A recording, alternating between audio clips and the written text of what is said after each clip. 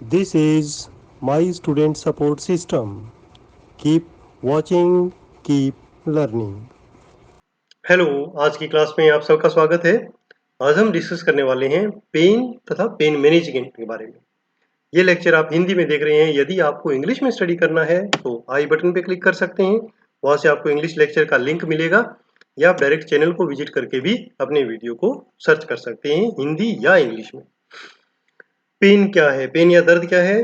Pen या दर्द वास्तविक या संभावित उत्तक क्षति से जुड़े हुए अप्रिय, संवेदी और भावनात्मक अनुभव के रूप में परिभाषित किया जाता है। यह स्वास्थ्य देखभाल का एक सबसे आम कारण है। यानी seeking the medical care is based on this assessment और we can say this feeling. Pain होगा तो मेडिकल केयर के लिए लोग भागेंगे। उदाहरण के लिए जैसे पीठ का दर्द, दांत का दर्द, सर दर्द आदि। टाइप्स ऑफ पेन, कितने टाइप के पेन होते हैं? इसे हम 3 कैटेगरियों में डिवाइड करते हैं: एक्यूट पेन, क्रोनिक पेन और कैंसर रिलेटेड पेन। अब इनके बारे में हम एक एक करके स्टडी कर लेते हैं कि ये क्या है। एक्यूट पेन जो थोड़े समय के लिए होता है और अभी अभी शुरू हुआ है और आमतौर पर यह विशिष्ट या अभी हालिया चोट से जुड़ा हुआ हो सकता है। एक्यूट पेन ये इंगित करता है कि क्षति या चोट जो है वो थोड़ी देर पहले ही हुई है। उपचार करने पर एक्यूट पेन आमतौर पर कम हो जाता है। एक्यूट पेन कुछ सेकंड से लेकर 6 महीनों तक रह सकता है। अगर 6 महीने में भी ठीक हो जाता है तो उसे हम एक्यूट पेन की कैटेगरी में शामिल करेंगे। क्रोनिक पेन निरंतर रुक रुक कर होने वाला दर्द है जो अपेक्षित उपचार समय 6 महीने से भी अधिक होता है। आमतौर पर ये जो दर्द है वो विशिष्ट कारण या विशिष्ट चोट से जोड़ना उसको मुश्किल होता है। अक्सर कम्युनिटी हेल्थ सेटिंग्स में जब हम फील्ड में जाते हैं तब ये पेशेंट्स हमें क्रोनिक पेन वाले मिल सकते हैं। तीसरा है कैंसर रिलेटेड पेन। कैंसर से जुड़ा हुआ दर्द एक्यूट और क्रोनिक दोनों टाइप का हो सकता है। कैंसर के रोगियों में दर्द सीधे तौर पर कैंसर से जुड़ा हुआ भी हो सकता है और कैंसर के उपचार से जुड़ा हुआ भी हो सकता है, जैसे सर्जरी, कीमोथेरेपी या विकिरण चिकित्सा के कारण होने वाला पेन। हार्मफुल इफेक्ट्स क्या है पेन के? एक्यूट पेन के और क्रोनिक पेन के हार्मफुल इफेक्ट्स को हम अलग अलग डिस्कस करेंगे। पहले हम देख लेते हैं कि एक्यूट पेन के हार्मफुल इफेक्ट्स क्या हैं। जो एक्यूट पेन है वो हमारे पूरे शरीर को प्रभावित करता है। तेज दर्द से lungs, heart, GIT, endocrine system और हमारी इम्यून सिस्टम सब प्रभावित होता है। जो स्ट्रेस रेस्पॉन्स है, पेन के प्रति जो हमारा रेस्पॉन्स है वो एक स्पेशल न्यूरो एंडोक्राइन रेस्पॉन्स होता है। स्ट्रेस रेस्पॉन्स के दौरान होने वाले व्यापक एंडोक्राइन और जो इम्यूनोलॉजिकल और इन्फ्लामेटरी रेस्पॉन्स हैं वो हमारे शरीर पर नेगेटिव इफेक्ट डालते हैं। एक्यूट पेन के कारण होने वाले स्ट्रेस रेस्पॉन्स में myocardial infarction, lungs infection, Venus thromboembolism और लंबे समय तक होने वाला लकवाग्रस्त इलियस या पैरालिटिक इलियस, ये शारीरिक विकार बढ़ सकते हैं। गंभीर दर्द और संबंधित जो उसका रेस्पॉन्स है वो मरीज को गहरी सांस लेने में असमर्थ कर सकता है, थकान में वृद्धि कर सकता है और गतिशीलता में या एक्टिविटी में कमी का अनुभव वो रोगी कर सकते हैं। क्रोनिक पेन का क्या हार्मफुल इफेक्ट होगा? क्रोनिक पेन में जो एक्यूट पेन के इफेक्ट्स हैं वो तो होंगे ही होंगे।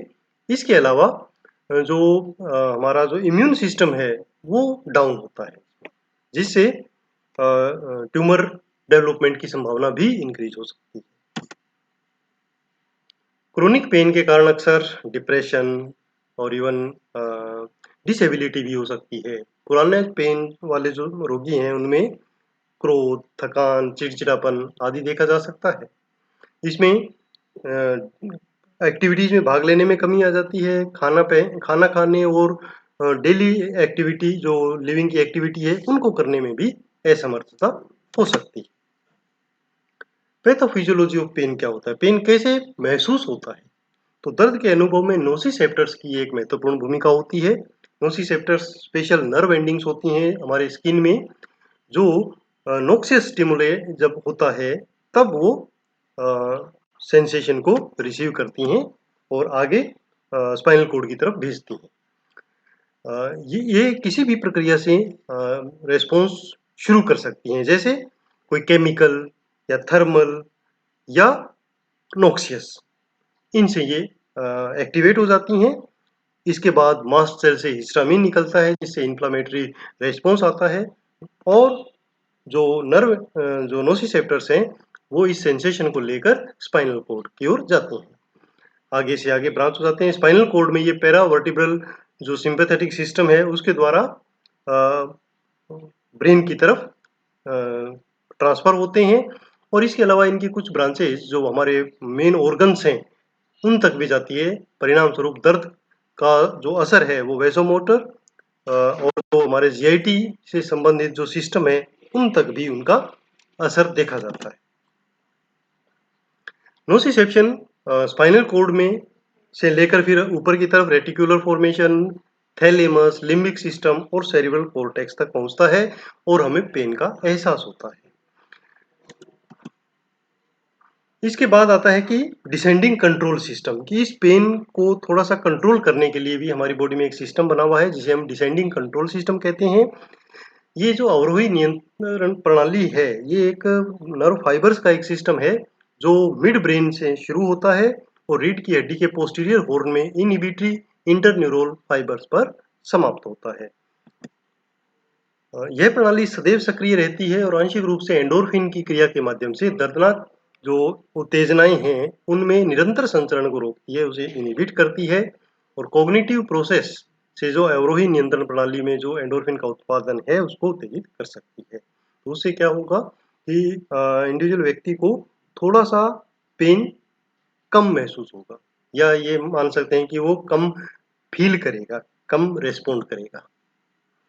इसी प्रकार एक गेट कंट्रोल थ्योरी भी होती है पेन को रोकने के लिए या पेन को कम महसूस होने देने के लिए, जिसका वर्णन 1965 में मेलजैक और वाल के द्वारा किया गया था।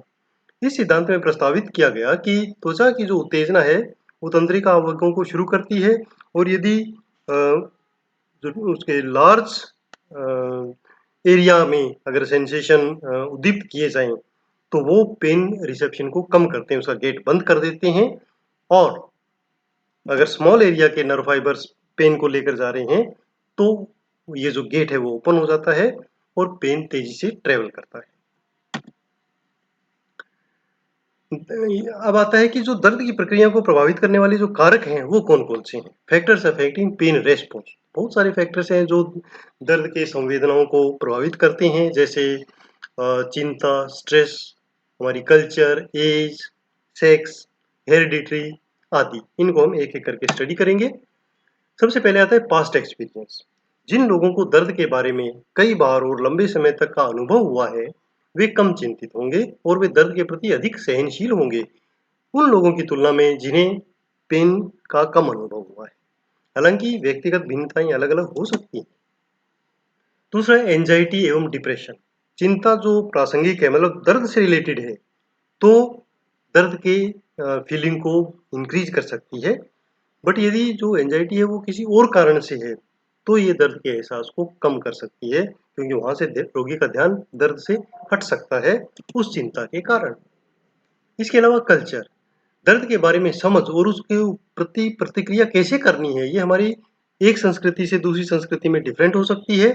बचपन में लोग एक दूसरे को देखकर सीखते हैं कि दर्द के प्रति कौन सी आपकी प्रतिक्रियाएं स्वीकार्य हैं और कौन सी अस्वीकार्य हैं। एजिंग, बढ़ती उम्र के साथ एंडोन्यूरल जो ब्लड फ्लो है वो थोड़ा थोड़ा कम हो जाता है और परिधीय तंत्रिका तंत्र है उसका फंक्शन भी कम हो जाता है। उसके कारण दर्द का जो महसूस होना है वो थोड़ा सा कम हो सकता है। वृद्ध और इसके अलावा जो वृद्ध लोग हैं वो गंभीर दर्द होने पर भी मदद लेने में हिचकिचाते हैं, क्योंकि वे दर्द को अपनी एज का एक सामान्य हिस्सा समझ लेते हैं। असेसमेंट ऑफ पेन, अब पेन को असेस कैसे करेंगे, तो उसके लिए एक सिस्टम होता है जिन मानदंडों पे पेन को असेस किया जाता है, जैसे लोकेशन, इंटेंसिटी, टाइमिंग, क्वालिटी तथा एग्रीविएटिंग और एलिविएटिंग फैक्टर्स। इनको एक एक करके हम स्टडी कर लेते हैं।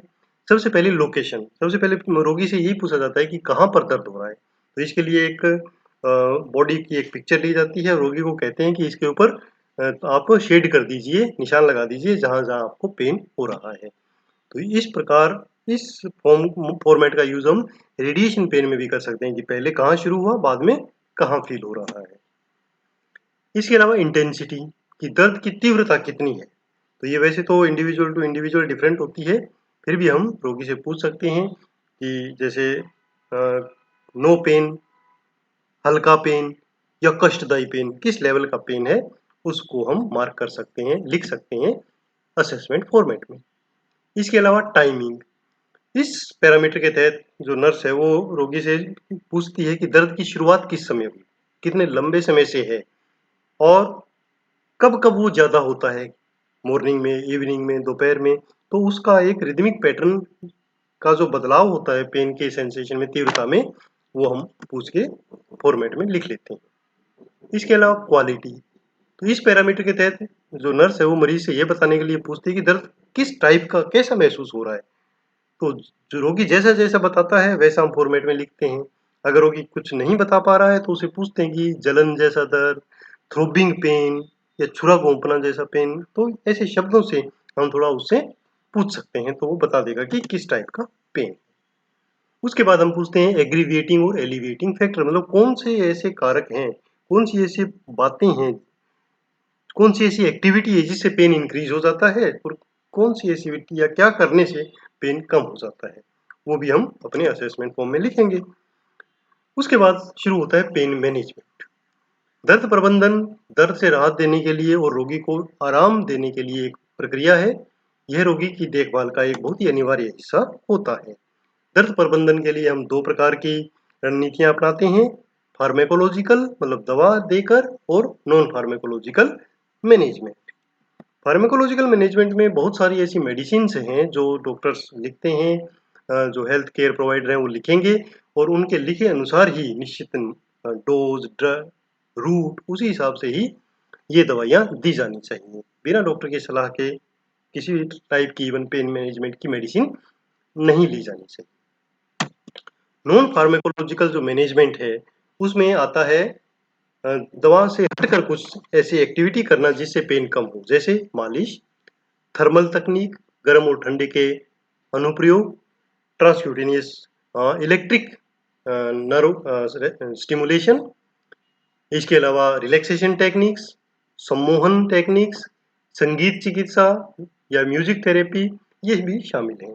इन सब उपचारों का उपयोग भी एक कुशल फिजियोथेरेपिस्ट के मार्गनिर्देशन में ही किया जाना चाहिए। Thank you students. ऐसे ही उपयोगी वीडियोस देखने के लिए आप चैनल को सब्सक्राइब कर सकते हैं, फेसबुक पेज लाइक कर सकते हैं, फॉलो कर सकते हैं मुझे ट्विटर पर, इंस्टाग्राम पर, और नोट्स बनाने के लिए विजिट करना ना भूलें mynursingstudents.blogspot.com। यहाँ पर आपको सभी सब्जेक्ट्स के नोट्स हिंदी और इंग्लिश में मिलने वाले हैं। Thank you.